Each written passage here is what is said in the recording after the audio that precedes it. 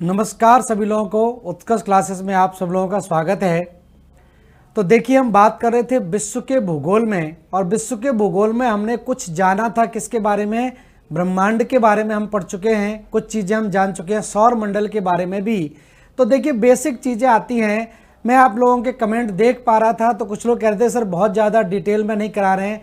तो देखिए, वो जितना भी पार्ट अभी तक कराया वो आपके डिटेल में आपको जानने की आवश्यकता नहीं है, लेकिन इसके बाद जो हम भाग पढ़ेंगे वो आपका बहुत ज़्यादा डिटेल में रहेगा, बहुत ज़्यादा डिटेल में, क्योंकि यहीं से प्रश्न आपके पूछे भी जाते हैं।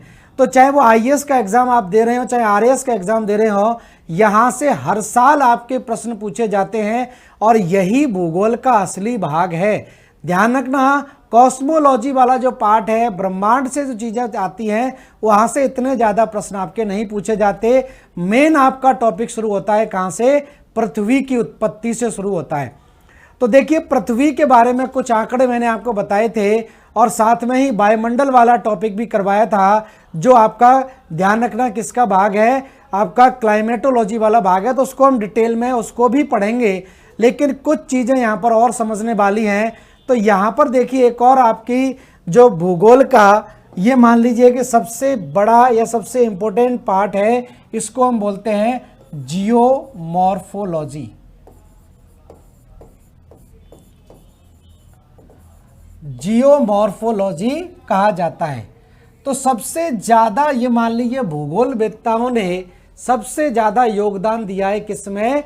जियोमॉर्फोलॉजी में। जितने भी प्रसिद्ध पहले भी आपके जितने भी भूवैज्ञानिक हुए हैं, वो सारे के सारे क्या थे? जियोमॉर्फोलॉजिस्ट ही थे। तो जियोमॉर्फोलॉजिस्ट या जियोमॉर्फोलॉजी या भू आकृति विज्ञान जिसको कहते हैं, मतलब पृथ्वी पर जो आकृतियों का निर्माण होता है उसके अध्ययन को हम क्या बोलते हैं? भू आकृति विज्ञान कहते हैं। तो यहां पर आप देखेंगे स्थल मंडल में व्याप्त विभिन्न स्थलारूपों का अध्ययन किया जाता है, और ये जो स्थलारूप हैं कैसे बने, किस प्रकार से ये निर्माण की प्रक्रिया और कितने भागों में इसको विभाजित किया जाता है। तो ध्यान रखना, मोस्ट इंपोर्टेंट पार्ट है जियोमॉर्फोलॉजी या भू आकृति विज्ञान। तो इन सारी चीज़ों को हम बहुत विस्तार से पढ़ेंगे, इतना डिटेल में पढ़ेंगे कि आप तो ये सोच लो कि आप भूवैज्ञानिक बन जाएंगे। ठीक है, भूगोल का जो असली पार्ट है वो यही पार्ट है। तो ध्यान रखना, भूआकृति विज्ञान प्री में तो इम्पोर्टेंट है ही, लेकिन मेंस में भी इसका बहुत बड़ा योगदान है। तो प्री और मेंस में दोनों के लिए ही ये इम्पोर्टेंट पार्ट है। ठीक है, तो प्री को हम फोकस करते हुए चलेंगे, और मेंस के लिए फिर आपका क्या होगा? आधार भी एक तैयार हो जाएगा, कॉन्सेप्ट आपका बन जाएगा, तो उसको आसानी से आप लिख भी सकते हैं। ठीक है, तो पहले जियोमॉर्फोलॉजी क्या है इसकी परिभाषा ध्यान रखते हैं। तो यहाँ पर देख लीजिए, लिख लेते हैं, भूगोल के इस खंड में, भूगोल के इस खंड में, भूगोल के इस खंड में भूपटल पर, ठीक है, भूपटल मतलब पृथ्वी की ऊपरी सतह, भूपृष्ठ। तो भूपटल पर या स्थल मंडल में, भूपटल पर या स्थल मंडल, स्थल मंडल में व्याप्त विभिन्न प्रकार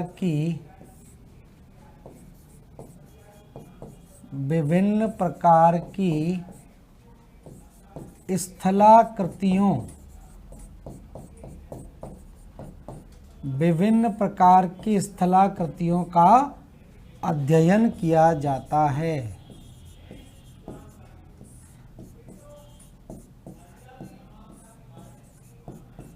अध्ययन किया जाता है। ठीक है, अब इसके अनुसार अगर देखें तो इसके अनुसार जो स्थलाकृतियां हैं इनको क्या किया गया है? 3 श्रेणियों में विभाजित किया गया है।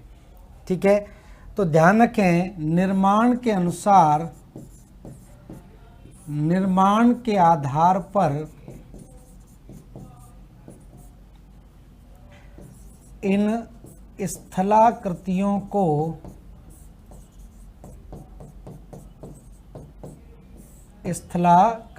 को तीन वर्गों में, यहीं से प्रश्न भी बन जाता है, तीन वर्गों, अगले पेज पर लेते हैं, तीन वर्गों में, यही लिख देता हूं, तीन वर्गों में बांटा गया है।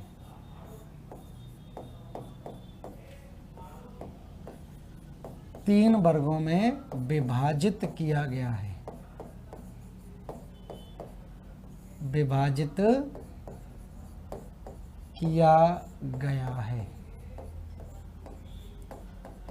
ठीक है, तो ये तो सामान्य सी परिभाषा है। अब ये क्या है पूरा जियोमॉर्फोलॉजी, क्या क्या टॉपिक आपको इसके अंदर पढ़ने हैं, उसकी आज हम डिटेल में चर्चा करेंगे, फिर हम बात करेंगे आगे। ठीक है, तो देखिए इसके अंतर्गत कौन कौन से भाग हैं। तो इसको हम बोलते हैं, पहला बोलते हैं प्रथम श्रेणी के उच्चावच, प्रथम श्रेणी के उच्चावच, फर्स्ट ऑर्डर रिलीफ या प्रथम श्रेणी उच्चावच इनको कहा जाता है। और प्रथम श्रेणी उच्चावच का मतलब क्या होगा कि जो भूपृष्ठ पर सबसे पहले बने। भाई पृथ्वी के निर्माण की प्रक्रिया को हम पढ़ेंगे, पृथ्वी की उत्पत्ति पढ़ेंगे, तो उसमें आप जानेंगे कि जब पृथ्वी का पूरा ऊपरी भाग धीरे धीरे करके ठंडा हो रहा था, तो उस ठंडे होने की प्रक्रिया में कुछ उभरे हुए भाग बन गए और कुछ धंसे हुए भाग बन गए। तो इससे जो आकृतियां बनी, तो उससे जो आकृतियां बनी वो कौन कौन सी आकृतियां बनेंगी।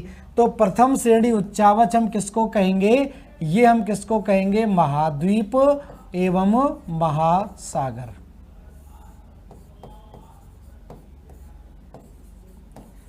तो महाद्वीप और महासागर आपके किस में आ जाएंगे, प्रथम श्रेणी उच्चावच के बारे में आपके आएंगे।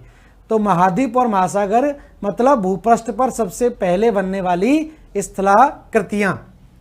अब हम बात करें द्वितीय श्रेणी के उच्चावच, दूसरी कैटेगरी इसमें आएगी कौन सी, द्वितीय श्रेणी उच्चावच।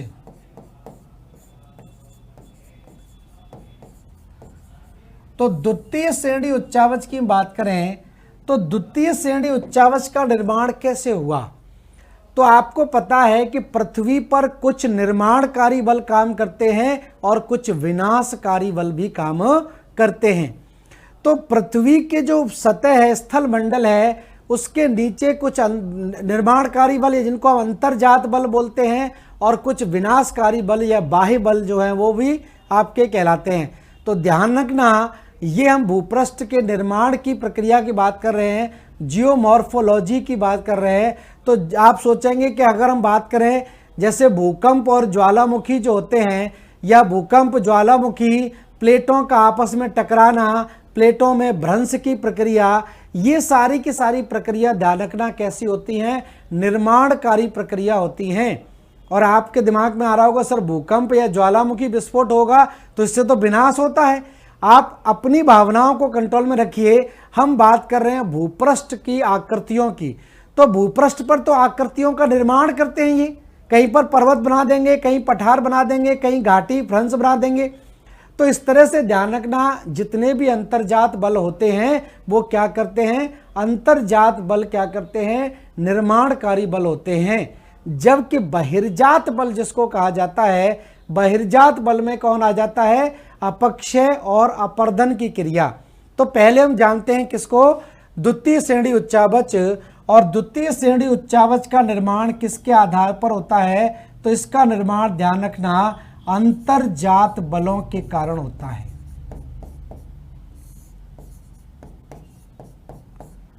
अंतर्जात बलों द्वारा इसका निर्माण हो जाता है। और अंतर्जात बलों में कौन कौन आ जाएगा, अंतर्जात बलों में आप देखेंगे कौन आ जाएगा, भूकंप आ जाएगा,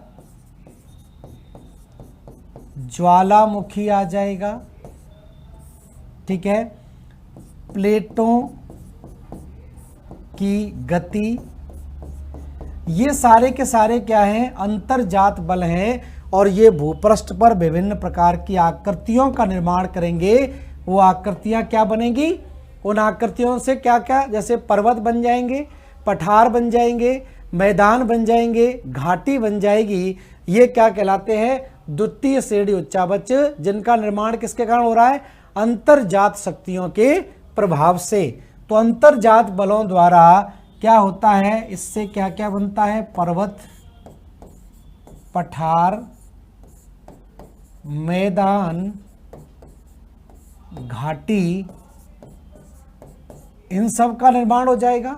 ठीक है, तो देखिए इसको सिंपल सी बात समझिए, इसको आप इस तरह से देखिए। यहाँ पर ऐसी स्थिति बनती है, मान लीजिए भूपृष्ठ पर, यहाँ पर मान लीजिए वॉल्केनिक इरप्शन हुआ, ज्वालामुखी उद्गार हुआ, क्रेटर है, और इससे लावा मैग्मा जमा हो गया इस तरह की। ठीक है, तो यहाँ पर ये मैग्मा ऊपर निकलता रहा और इससे विभिन्न प्रकार की आकृतियों का निर्माण हो गया। ठीक है, अब आगे जाके देखें, मान लीजिए ये स्थिति इस तरह से समझें आप लोग। यहाँ पर तो ज्वालामुखी उद्गार हो गया भूपृष्ठ पर, यहाँ पर मान लीजिए कोई घाटी बनी हुई है, ऐसी स्थिति बनी हुई है, और यहाँ पर इस तरह से कोई पठारी क्षेत्र बना हुआ है। ठीक है, पठारीय क्षेत्र। तो ये मान लीजिए कोई स्थलाकृति इस तरह से दिखाई दे रही है आपको भूपृष्ठ पर।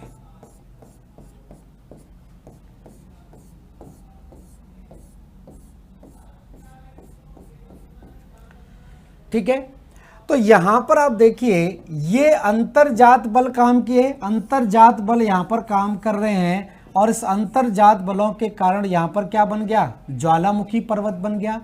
यहां पर क्या बन गया है? ये ज्वालामुखी पर्वत बन गया, ज्वालामुखी पर्वत।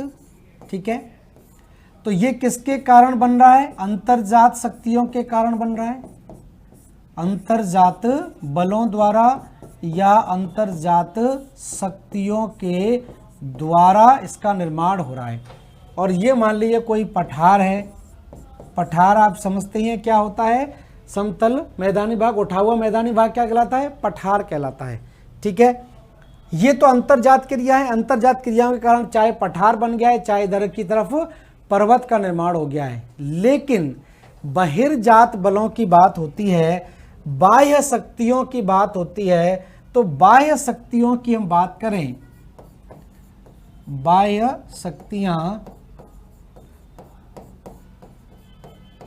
शक्तियों की हम बात करें तो इसमें कौन आ जाता है? इसमें अपक्षय आ जाएगा, इसमें अपर्दन आ जाएगा, अपर्दन, और इसी में क्या आ जाएगा? निक्षेपण आ जाएगा, डिपोजिशन। ठीक है, वेदरिंग, इरोजन एंड डिपोजिशन, इस सारी की सारी प्रक्रिया को हम क्या बोलते हैं? अनाच्छादन बोलते हैं, अनाच्छादन। ठीक है, तो अनाच्छादन के अंदर ये सारी की सारी प्रक्रियाएं आती हैं। तो ध्यान रखना, अनाच्छादन या डेनुडेशन किससे मिलकर बना होता है? अपक्षय से मिलकर बना होता है, अपर्दन से मिलकर बना होता है, और डिपोजिशन से। क्या होता है अपक्षय या वेदरिंग?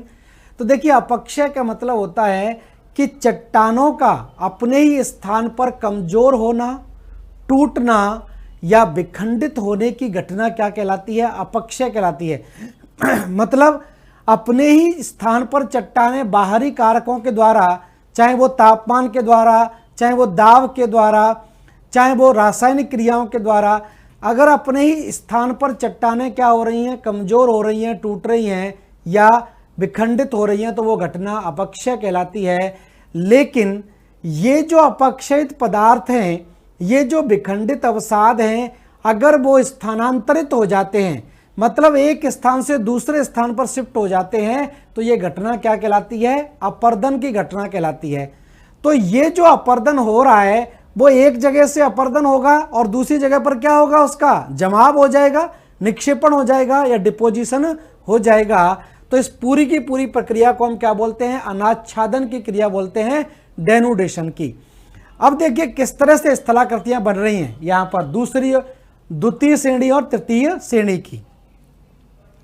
तो यहां पर आप देख रहे हैं अंतर्जात बल काम कर रहे हैं, अंतर्जात बल काम कर रहे हैं। मान लीजिए ये तो ज्वालामुखी उद्गार हुआ, तो इससे ज्वालामुखी शंकु या पर्वत बन गया, ठीक है, ज्वालामुखी शंकु या पर्वत। यहां पर मान लीजिए भूकंप हुआ, भूकंप से यहां दरार बन गई, घाटी बन गई काफी बड़ी। और आपको पता है कि जो अपर्दन की क्रिया होती है वो किन किन कारणों से हो जाती है।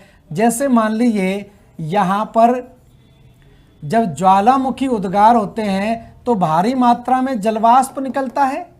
अब जलवाष्प निकलेगा, संघनित होगा, तो इससे क्या होगी, बारिश भी होगी। तो जब बरसात होगी, बारिश होगी या रेनफॉल होगा, तो सिंपल सी बात है लगातार ये प्रक्रिया यहाँ पर जब होती रहेगी तो इस प्रक्रिया के द्वारा यहाँ से अवसाद निकलेंगे और ये अवसाद धीरे धीरे करके क्या होगा, इस भाग में जमा होते चले जाएंगे। यहाँ से भी बरसात होगी तो यहाँ से भी अवसाद आएंगे और ये अवसाद धीरे धीरे करके क्या होगा, इसमें जमते चले जाएंगे। तो इस तरह से ये पूरा का पूरा भाग आगे जाके क्या होगा, मैदानी भाग में परिवर्तित हो जाएगा। तो सिंपल सी बात है, अंतर्जात बल कैसे बल होंगे, निर्माणकारी बल होंगे। लेकिन बहिर्जात बल क्या होते हैं, संतुलन की अवस्था लाने की कोशिश करते हैं। बहिर्जात बल वो जो ऊंचे ऊंचे पर्वत बने हैं उनको अपर्दित करते हैं धीरे धीरे करके और उसको क्या करते हैं, समतल करने का काम करते हैं। तो उम्मीद है क्लियर हुआ होगा क्या स्थिति बनती है। तो ध्यान रखना, अंतर्जात बल जितने भी होते हैं इसको ध्यान रखना, नोट कर लेना। दो तरह के बल काम कर रहे हैं पृथ्वी पर, दो तरह के बल काम करते हैं। एक अंतर्जात बल और दूसरे क्या कहलाते हैं, बहिर्जात बल, ठीक है, बहिर्जात बल। तो जो अंतर्जात बल हैं वो तो आप जानी गए क्या क्या है, और बहिर्जात बल कहाँ पर क्या है। अंतर्जात बल ध्यान रखना कैसे बल कहलाते हैं, निर्माणकारी बल कहलाते हैं, निर्माणकारी बल। जबकि बहिर्जात बल कैसे बल कहलाते हैं, विनाशकारी बल कहलाते हैं। विनाशकारी बल जो आकृतियां बनी हुई हैं उनको विनाश करने का काम करते हैं, तोड़ने का काम करते हैं। तो इस तरह से आप जान जाएंगे कि जो तृतीय श्रेणी के उच्चावच हैं उससे भी क्या बनता है, निक्षेपित मैदान का निर्माण होता है। निक्षेपण के द्वारा मैदान या विभिन्न प्रकार की जो स्थलाकृतियां बनती हैं वो किस में आ जाएंगी, अपर्दन, और उसके द्वारा जो स्थलाकृतियां बनती हैं वो तृतीय श्रेणी के उच्चावच के अंदर आती हैं। चाहे वो नदी के द्वारा बने, चाहे पवन के द्वारा, हिमानी के द्वारा, सागरीय तरंगों के द्वारा या किसी भी अन्य और कारणों के द्वारा या भूमिगत जल के कारण ही बने, तो वो किस में आ जाएगी, तृतीय श्रेणी के उच्चावच के अंदर आती है। तो क्लियर हो रहा होगा मैं क्या कहना चाह रहा हूं। तो तीन तरह के उच्चावच की हमने यहां पर बात की, प्रथम श्रेणी, द्वितीय श्रेणी और तृतीय श्रेणी। तो सबसे महत्वपूर्ण पार्ट है जियोमॉर्फोलॉजी, इसी पर टिकी हुई है, इसी को हम आगे पढ़ेंगे। लेकिन इसके अंदर कौन कौन से टॉपिक आपको पढ़ने हैं उसको लेकर हम चलते हैं। तो यहाँ पर आप पहले जान लेते हैं कि इसके अंदर आपको कौन कौन से पार्ट कवर करने हैं, कौन कौन सी चीज़ों को आपको पढ़ना है, ठीक है। तो वही यहाँ पर मैं लिखा देता हूँ आपको एक तरह से। तो ध्यान रखना, जियोमॉर्फोलॉजी के अंदर हम क्या क्या टॉपिक पढ़ेंगे और बहुत ही इंपॉर्टेंट टॉपिक होंगे ये। जियोमॉर्फोलॉजी या भू आकृति विज्ञान।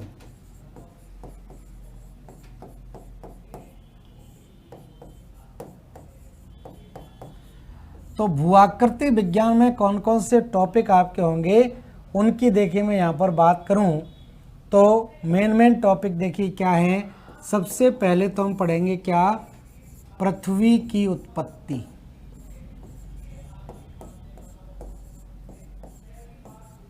क्या पढ़ेंगे, पृथ्वी की उत्पत्ति के बारे में जानेंगे। उसके बाद हम बात करेंगे किसकी, भूगर्भिक समय सारणी। भूगर्भिक समय सारणी।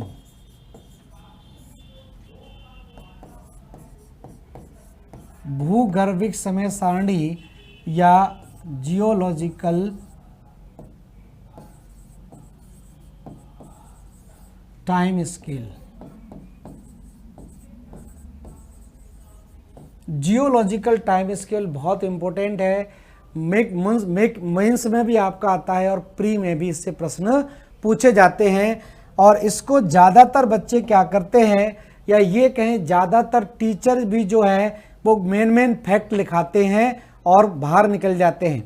तो ध्यान रखना, जियोलॉजिकल टाइम स्केल से किस तरह से आप प्री में और किस तरह से मुख्य परीक्षा में क्वेश्चंस को बहुत आसान बना सकते हैं, अच्छा आंसर लिख सकते हैं। क्योंकि इस पार्ट में ना तो कोई किताब है इसको ठीक ढंग से एक्सप्लेन कर पाती है, और ना ही मैंने देखा है कोई टीचर इसको ठीक ढंग से एक्सप्लेन करता है।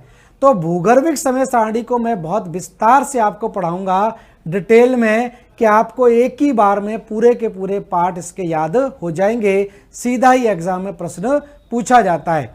तो ध्यान रखना, हम बात करेंगे किसकी, जियोलॉजिकल टाइम स्केल की।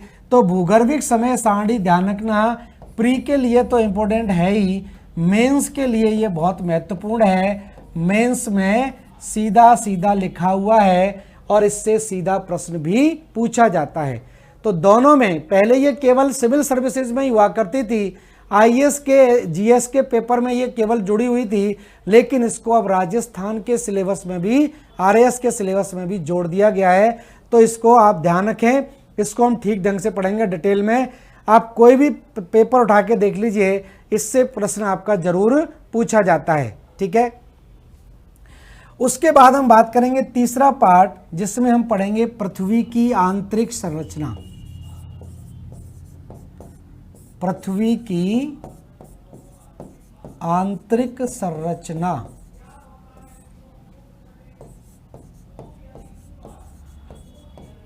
ठीक है। अब धीरे धीरे करके मानव ने क्या किया कि पृथ्वी के अंदर भी घुसना शुरू किया। पृथ्वी की आंतरिक संरचनाओं के बारे में जानेंगे, किन किन आधार पर इस संरचना को दिया गया है और क्या संरचना है उसके बारे में भी हम जानेंगे। उसके बाद हम बात करेंगे महाद्वीप एवं महासागरों, महाद्वीप एवं महासागरों के निर्माण संबंधी सिद्धांत। निर्माण संबंधी सिद्धांत, ठीक है। तो महाद्वीपों का और महासागरों का निर्माण कैसे हुआ है और इसमें कौन कौन से सिद्धांतों को शामिल किया जाता है, उन सिद्धांतों से सीधा आपके एग्जाम में प्रश्न पूछे जाते हैं कि किस प्रकार से कौन सा सिद्धांत महाद्वीपों के निर्माण के लिए है या कौन सा महासागरों के लिए है, किस प्रकार से ये बनते हैं। तो ध्यान रखना, यहाँ पर हम 5 सिद्धांतों की बात करेंगे।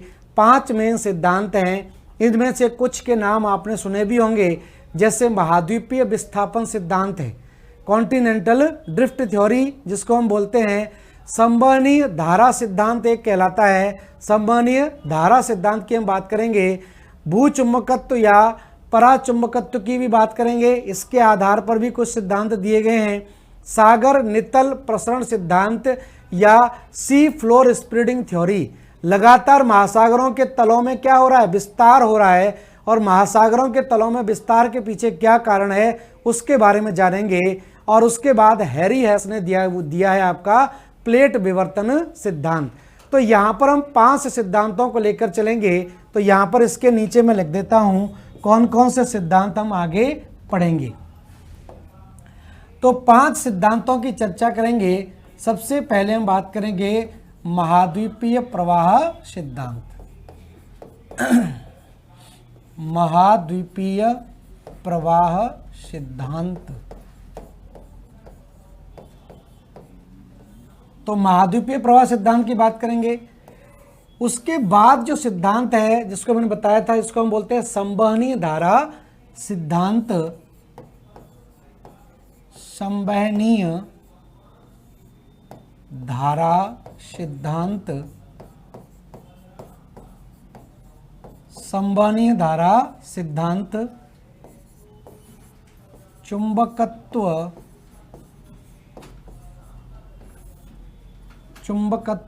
एवं पुराचुंबकत्व सिद्धांत, पुराचुंबकत्व सिद्धांत, ठीक है। महासागरीय प्रसरण सिद्धांत है। नेक्स्ट है महासागरीय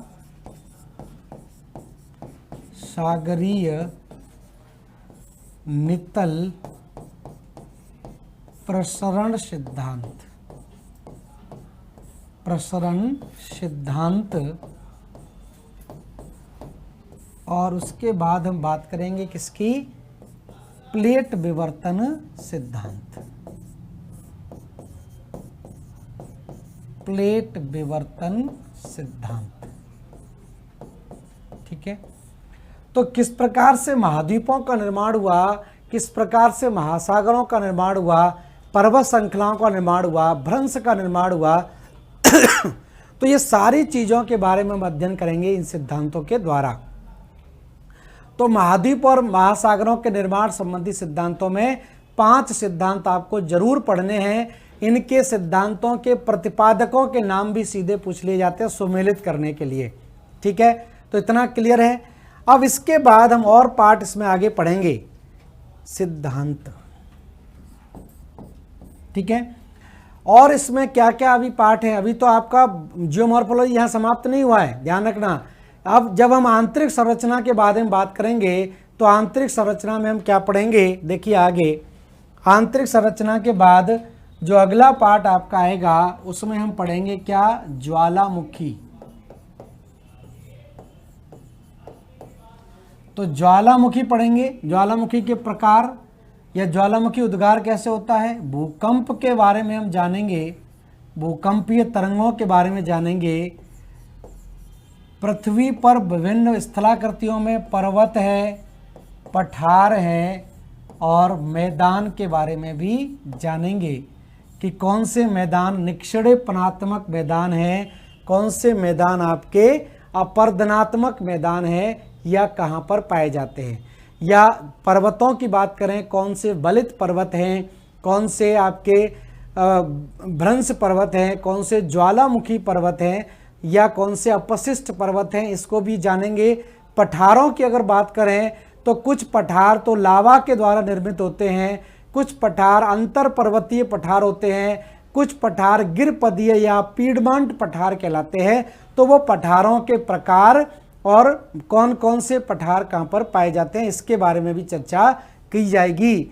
उसके बाद जब ये सारी चीज़ें पढ़ेंगे तो इसी के अंदर हम किसको पढ़ेंगे, चट्टान तंत्र के बारे में भी जानेंगे। चट्टानों का निर्माण किस तरह से होता है और चट्टानों की क्या क्या विशेषताएं होती हैं, कहाँ पर कौन सी चट्टानें पाई जाती हैं, क्योंकि चट्टानें के द्वारा ही हम पृथ्वी की आयु का भी पता लगाते हैं, उसी आधार पर तो हमने लगाया है पता, ठीक है। और उसके बाद हम बात करें तो यहाँ पर हम बात करेंगे किसकी, अपक्षय और अपर्दन की भी बात की जाएगी, अपक्षय तथा अपर्दन। तो अपक्षय और अपर्दन की बात भी यहाँ पर करेंगे। और उसके बाद हम बात करेंगे विभिन्न स्थलाकृतियों की, ठीक है। तो ध्यान रखना भूपृष्ठ पर विभिन्न प्रकार की स्थलाकृतियां बनी हुई हैं, तो ध्यान रखना स्थलाकृतियां,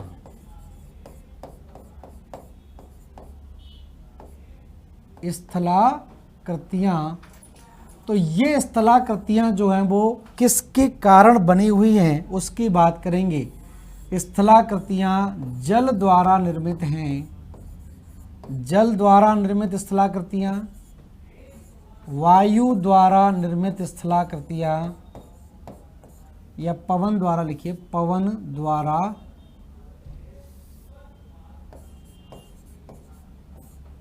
पवन द्वारा निर्मित स्थलाकृतियां, भूमिगत जल द्वारा निर्मित स्थलाकृतियां, भूमिगत जल द्वारा निर्मित स्थलाकृतियाँ। और अगर हम बात करें भूमिगत जल के अलावा तो सागरीय तरंगों द्वारा, सागरीय तरंगों द्वारा निर्मित स्थलाकृतियाँ। और अगर हम बात करें हिमानियों द्वारा, हिमानियों द्वारा, तो ये आपका इतना पार्ट आता है किसके अंदर, जियोमॉर्फोलॉजी के अंदर। तो जियोमॉर्फोलॉजी में आपको क्लियर हो गया होगा क्या क्या चीज़ें हमको पढ़नी हैं। तो देखिए द्वारा मैं आपको इसको एक बार फिर से बता दूं, क्लियर हो जाएगा।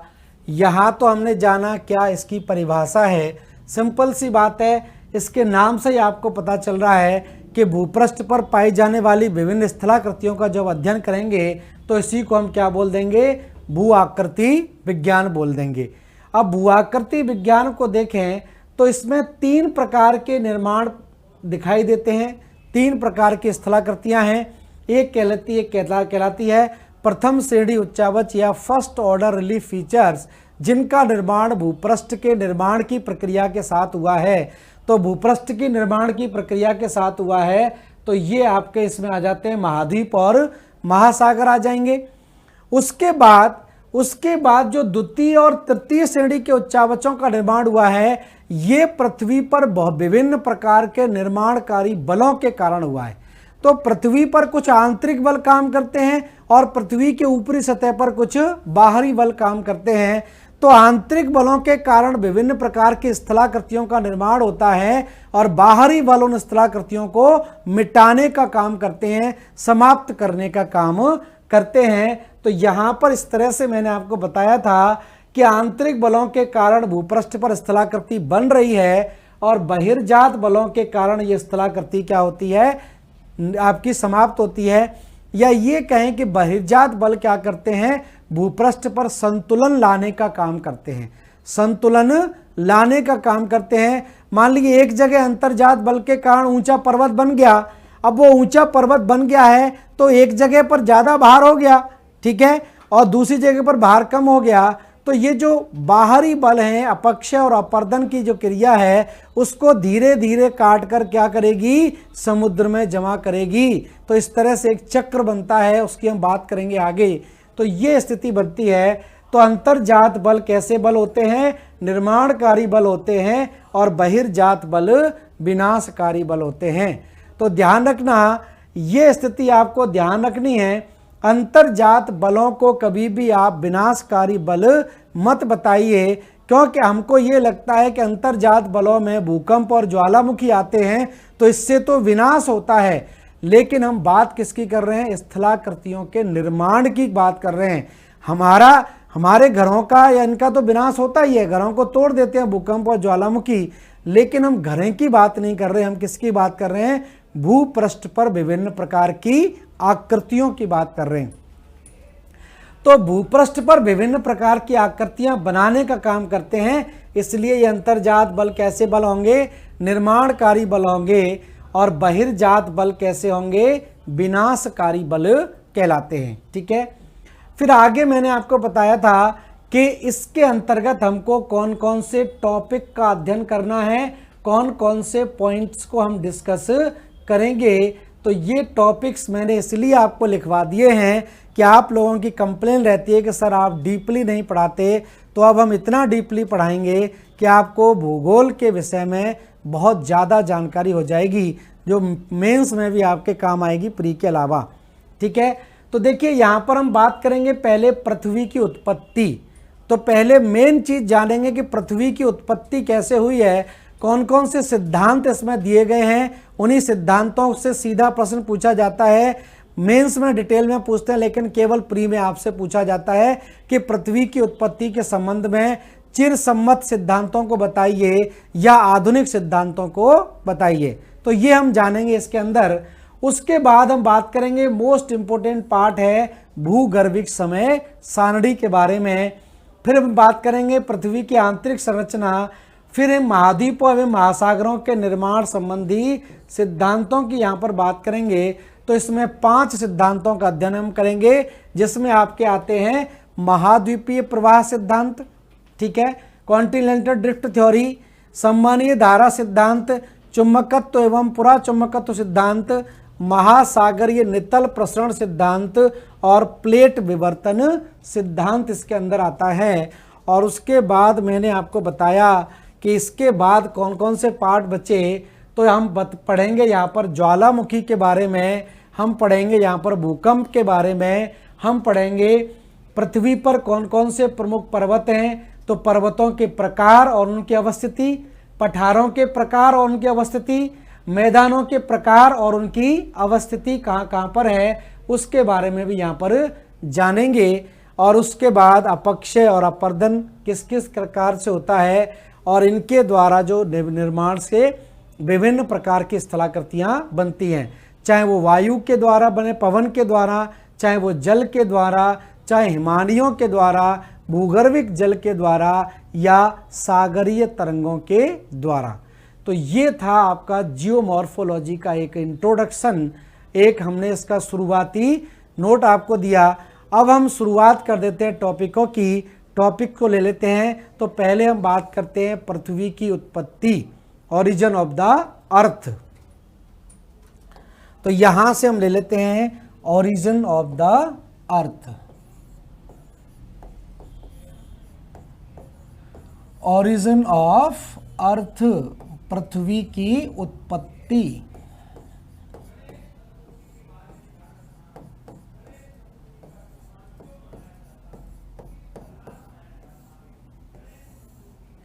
ठीक है।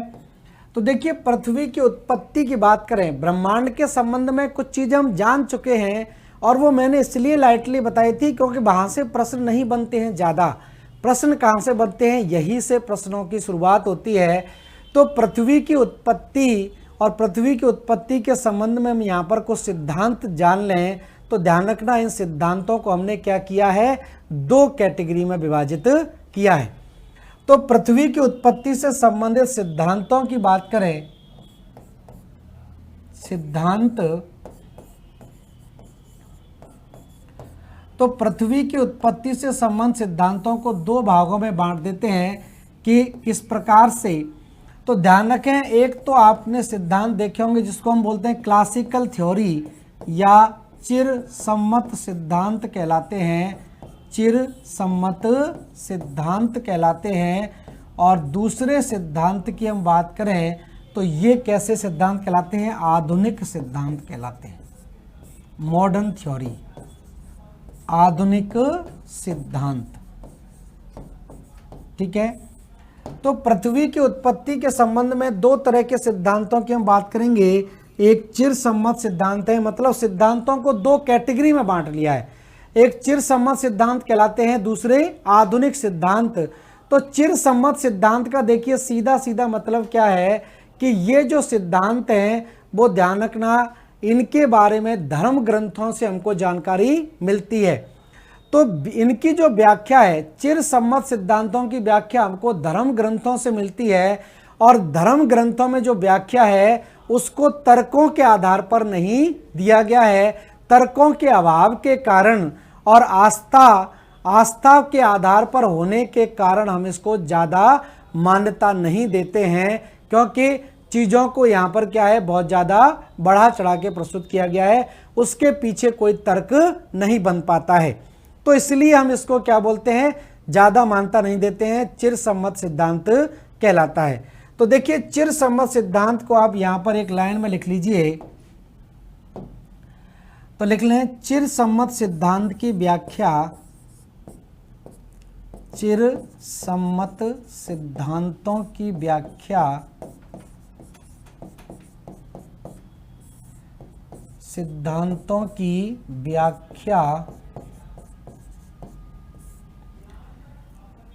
धार्मिक ग्रंथों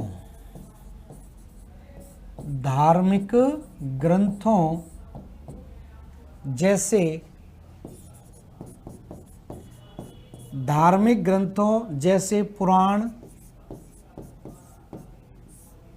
बाइबल, कुरान आदि। ठीक है। तो इनकी जो व्याख्या वो कहाँ पर मिलती है? धार्मिक ग्रंथों के अंदर मिलती है और आस्था आधारित और तर्कों के अभाव में। ठीक है, तो ध्यान रखना इसमें आस्था आधारित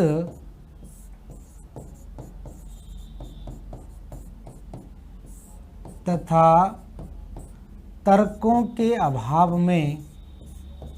बहुत ज़्यादा तार्किक नहीं है, कोई भी चीज़ है तो उसके पीछे तर्क होना चाहिए, उसको ये साबित नहीं करते हैं। तर्कों के अभाव में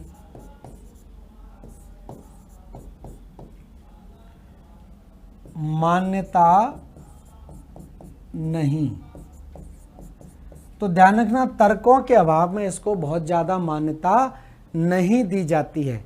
समझ रहे होंगे, क्लासिकल थ्योरी या चिरसम्मत सिद्धांत जो है वो हमको कहाँ से मिलते हैं? पुराणों से मिलते हैं, बाइबल से मिलते हैं या कुरान से मिलते हैं। इनमें कुछ बात की गई है पृथ्वी की उत्पत्ति के संबंध में, लेकिन अलग अलग तरीके से बातें की गई हैं, उसको हम प्रूफ नहीं कर सकते, उसको तार्किक रूप से हम सिद्ध नहीं कर सकते। इस कारण से हमने क्या किया है, इसको पूरी तरह से मान्यता नहीं दी है या इसको नहीं माना जाता है। इसके आधार पर हम कोई भी तथ्य नहीं देते हैं। लेकिन हम बात करें आधुनिक सिद्धांत की। अब जो आधुनिक सिद्धांत में मतलब कुछ सिद्धांत या संकल्पनाएं दी गई हैं जो तार्किक रूप से सही मानी जाती हैं, जो रीजनेबल मानी जाती हैं, उसको दो वर्गों में बांट लिया गया है। इसके लिए क्या बन जाते हैं? दो वर्ग आपके बन जाते हैं। एक अद्वैतवादी सिद्धांत कहलाता है, दूसरा द्वैतवादी सिद्धांत कहलाता है। ठीक है, तो ध्यान रखना, अद्वैतवादी सिद्धांत का मतलब है कि जो पृथ्वी है या हमारा जो ब्रह्मांड है, उस सौर मंडल सहित जो पूरा का पूरा हमारा ब्रह्मांड है, उसका निर्माण एक आकाशीय पिंड से हुआ है। किससे हुआ है? एक से। तो अद्वैतवादी क्या है? मोनोथिस्टिक हैं, एक से ही मानते हैं, एक तारे से ही इसको मानते हैं, तो इसको एक तारक परिकल्पना भी कहा जाता है। ठीक है, लेकिन जो द्वैतवादी सिद्धांत वाले हैं उनका ये मानना है कि पूरे के पूरे ब्रह्मांड का जो निर्माण हुआ है, जिससे हमारा सौर मंडल भी बना हुआ है, वो दो तारों के मिलन से हुआ है, दो तारों के आपस में जुड़ने से पूरे ब्रह्मांड का निर्माण हुआ है। तो इस आधार पर इसको अद्वैतवादी और द्वैतवादी सिद्धांत में बांटा गया है। ठीक है, इस तरह से हम इसको लेते हैं, तो इसको लिख लीजिए साथ साथ में ही।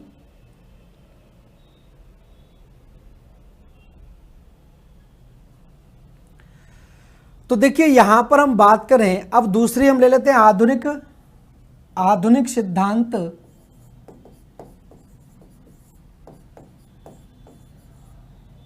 आधुनिक सिद्धांत।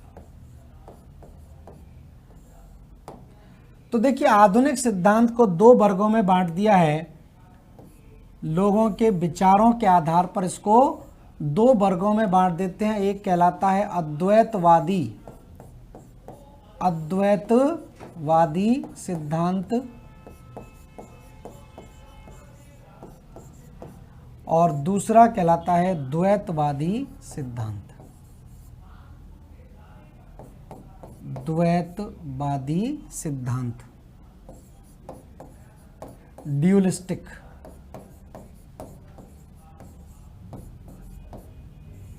ठीक है, अब आपसे सीधा ही पूछा जाएगा, ध्यान रखना यहां पर आपको बहुत ज्यादा डिटेल में नहीं जाना है।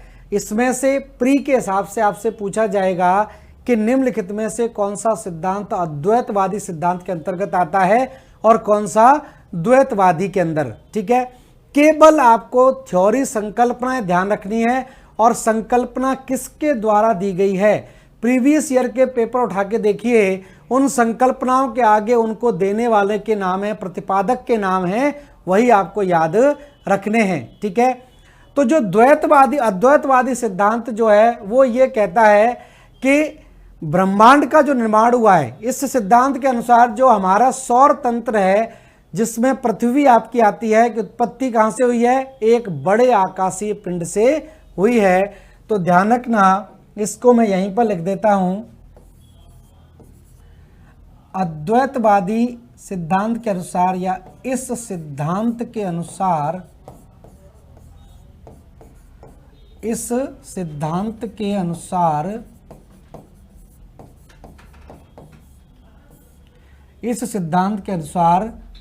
सौर तंत्र तथा पृथ्वी की उत्पत्ति, सौर तंत्र तथा पृथ्वी की उत्पत्ति एक ही आकाशीय पिंड से हुई है, या एक ही तारे से हुई है, एक ही आकाशीय पिंड से हुई है। ठीक है, ये मानना है। इन्होंने कहा कि एक ही तारे से हुई, इसलिए को एक तारक सिद्धांत भी बोलते हैं। ठीक है, और इसमें 3 सिद्धांत आपके आते हैं। 3 सिद्धांतों की बात करेंगे। एक गैसीय संकल्पना आती है, एक निहारिका संकल्पना आती है, और एक आपकी बिग बैंग थ्योरी आती है, बिग बैंग थ्योरी। तो बिग बैंग थ्योरी ने भी आपने देखा होगा, जो सबसे ज़्यादा मान्य मानी जाती है, उसने भी देखा था कि विस्फोट के कारण हुआ है पूरा का पूरा रीजन। तो ये पृथ्वी की उत्पत्ति के संबंध में भी बिग बैंग थ्योरी आपकी मान्य मानी जाती है। तो ध्यान रखना, इसमें 3 सिद्धांत आते हैं। पहला हम ध्यान रखें, पहला सिद्धांत कहलाता है जो इमैनुअल कांट के द्वारा दिया गया था, इसको बोलते हैं गैसीय परिकल्पना, गैसियस हाइपोथेसिस या गैसीय परिकल्पना। तो गैसियस परिकल्पना किसके द्वारा दी गई? इमैनुअल कांट के द्वारा दी गई, इमैनुअल कांट। तो इमैनुअल कांट जो है, इन्होंने ये संकल्पना दी। ध्यान रखना, पृथ्वी के जो निर्माण है, भूपृष्ठ के जो निर्माण है, पृथ्वी की आंतरिक संरचना में भी इनका नाम आता है। जर्मनी के रहने वाले थे इमैनुअल कांट। तो इन्होंने ये कहा था कि पृथ्वी की उत्पत्ति जो है जब गैस से हुई है, गैस के गोले से हुई है, तो जो पृथ्वी का जो आंतरिक भाग है वो कैसा होना चाहिए? वो आपका ठोस नहीं होना चाहिए। तो वो हम पढ़ेंगे आगे। तो ये इमैनुअल कांट के द्वारा, जो जर्मनी के रहने वाले थे, जर्मन, ठीक है। दूसरी सिद्धांत है, इन्होंने एक किताब लिखी थी, अगर कभी पूछा जाता है तो गैसियस हाइपोथेसिस पर एक इन्होंने किताब लिखी थी, जिसको हम बोलते हैं origin of haven, origin of haven. तो ओरिजिन ऑफ हेवन, ध्यान रखना, इनकी किताब का नाम था। और इन्होंने अपनी किताब में पूरी तरह से ये बता दिया कि किस प्रकार से ब्रह्मांड का ओरिजिन हुआ है। ठीक है, किताब के द्वारा ये बताया गया। दूसरा है निहारिका सिद्धांत। तो निहारिका सिद्धांत आपका दिया गया दूसरा सिद्धांत है, इसको नेबुलर हाइपोथेसिस बोलते हैं, निहारिका सिद्धांत या निहारिका परिकल्पना। तो नेबुलर हाइपोथेसिस कहलाती है, और निहारिका परिकल्पना दी गई किसके द्वारा? लाप्लास के द्वारा दी गई, लाप्लास। तो लाप्लास के द्वारा दी गई कौन सी? निहारिका परिकल्पना। और तीसरी है जिसको हम बोलते हैं महाविस्फोट सिद्धांत या बिग बैंग थ्योरी, महाविस्फोट सिद्धांत। इसकी मैं पहले चर्चा भी कर चुका हूँ। बिग बैंग थ्योरी बोलते हैं, big bang theory. Big bang theory की बात करें तो ये आप जानते ही हैं किसके द्वारा दी गई? जॉर्ज लेमेंटर के द्वारा दी गई है, जॉर्ज लेमेंटर। तो ये ध्यान रखें, 3 प्रमुख सिद्धांत हैं। ये तीनों के तीनों सिद्धांत जो हैं वो कैसे सिद्धांत हैं? अद्वैतवादी सिद्धांत हैं, या ध्यान रखना एक तारक सिद्धांत भी इनको कहा जाता है। इनका ये मानना था कि हमारे सौर मंडल का निर्माण किससे हुआ है? एक सिंगल तारे से हुआ है, एक तारे से पूरा सौर मंडल बना है, सौर मंडल का निर्माण हुआ है। तो इसलिए इसको हम क्या बोल देते हैं, एक तारक सिद्धांत बोलते हैं। तो क्लियर हो गया होगा। सिद्धांत ही ध्यान रखने हैं, कभी भी इनको डिटेल में नहीं पूछा जाता है। केवल ये सिद्धांत किसके द्वारा दिए गए हैं, निहारिका सिद्धांत किसने दिया है, गैसियस हाइपोथेसिस किसने दी है, इसको आपको माना पूछा जाता है। अब बात करें द्वैतवादी सिद्धांत।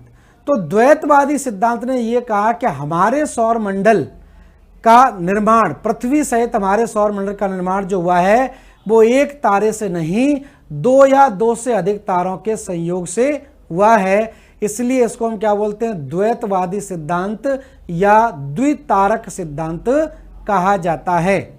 ठीक है, तो आगे हम ले लेते हैं दूसरा सिद्धांत जिसको बोलते हैं द्वैतवादी सिद्धांत।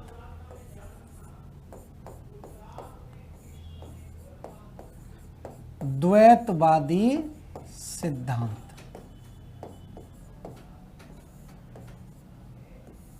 ठीक है। तो द्वैतवादी सिद्धांत के अनुसार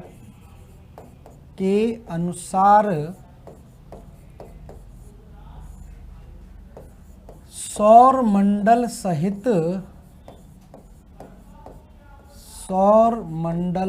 सहित पृथ्वी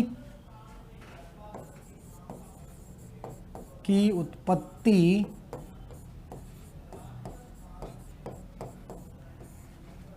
एक तारे से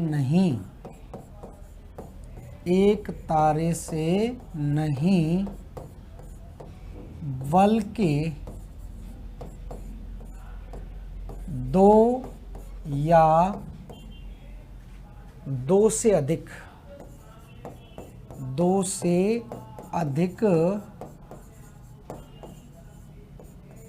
तारों के संयोग से हुई है। तारों के संयोग से हुई है। ठीक है, तो दो या दो से अधिक तारों के संयोग से बनी है, ना कि एक से। इसलिए इसे ध्यान रखना, इसलिए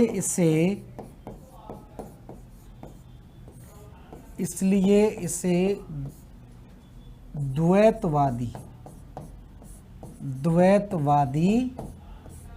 या द्वितारक सिद्धांत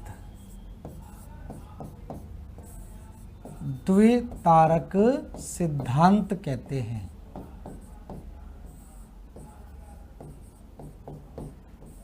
द्वितारक सिद्धांत कहते हैं। ठीक है, मैं आपसे बार बार कह रहा हूं कि केवल सिद्धांतों के नाम याद रखने हैं, डिटेल में आपको नहीं पढ़ना है। डिटेल में अगर आप पढ़ना भी चाहते हैं मेंस के हिसाब से, तो एनसीईआरटी की किताब उठा लीजिए, उसमें बहुत अच्छे तरीके से इनकी कहानियां दे रखी हैं कि किस प्रकार से उसने गैस बताया, उसने निहारिका बताया, वो आपको पता चल जाएगा।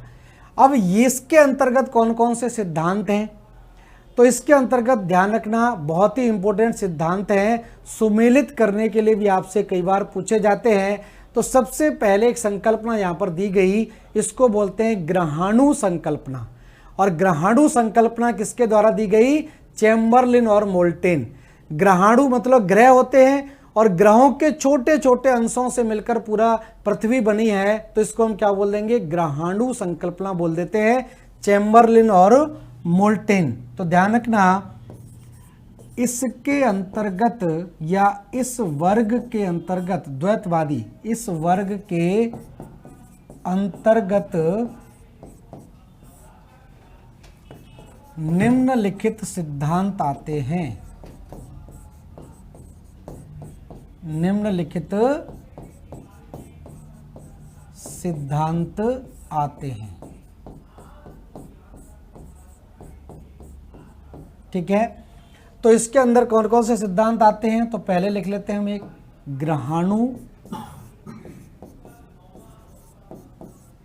ग्रहाणु परिकल्पना। ग्रहाणु परिकल्पना किसके द्वारा दी गई, चैम्बरलिन तथा मोल्टन।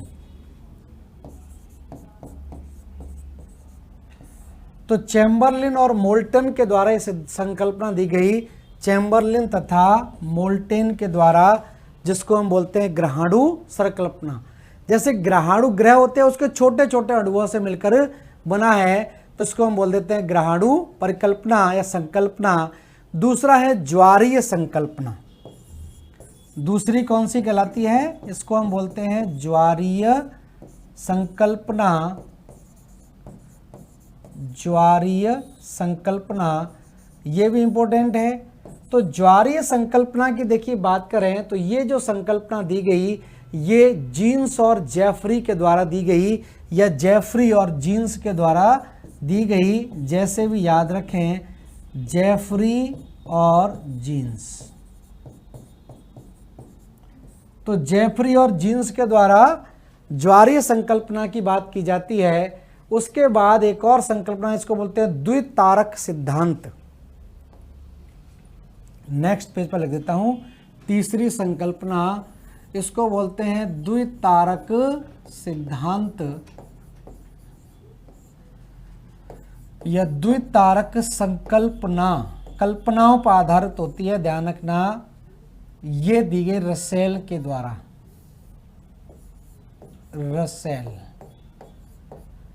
रसेल के द्वारा यह संकल्पना दी गई, जिसको बोलते हैं द्वितारक संकल्पना।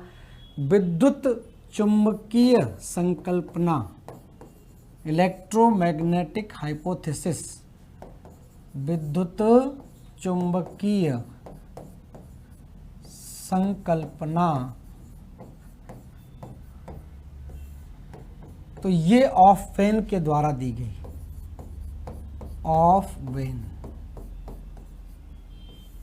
ऑफ वेन के द्वारा संकल्पना दी गई, जिसको हम बोलते हैं विद्युत चुंबकीय संकल्पना, जिसको कहा जाता है। उसके बाद जैसे मैंने बात की थी सुपरनोवा। सुपरनोवा क्या था? एक बड़े तारे में विस्फोट था, लेकिन यहां पर जो संकल्पना है उसको बोलते हैं नोवा स्टार। मतलब सुपरनोवा से छोटा क्या हो जाएगा? नोवा। तो नोवा स्टार संकल्पना दी गई। तो नेक्स्ट लिख लें आके, नोवा स्टार संकल्पना या नोवा तारा संकल्पना।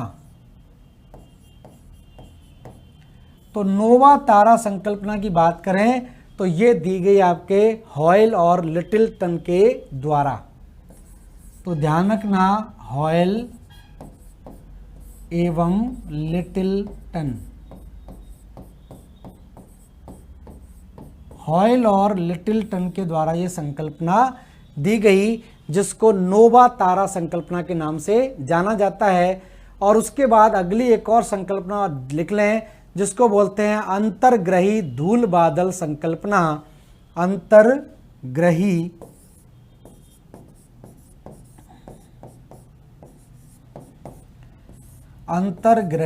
धूल बादल संकल्पना। और ये दी गई किसके द्वारा? ऑटो श्मिड के द्वारा। ऑटो श्मिड। तो ये ध्यान रखें, ये 6 संकल्पना आपको ध्यान रखनी है। ये किससे संबंधित हैं? द्वैतवादी सिद्धांतों से।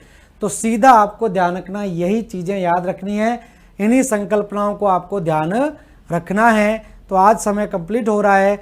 नेक्स्ट क्लास में मैं आपको करवाऊंगा जियोलॉजिकल टाइम स्केल के बारे में। धन्यवाद सभी लोगों को जुड़ने के लिए। थैंक यू, नमस्कार।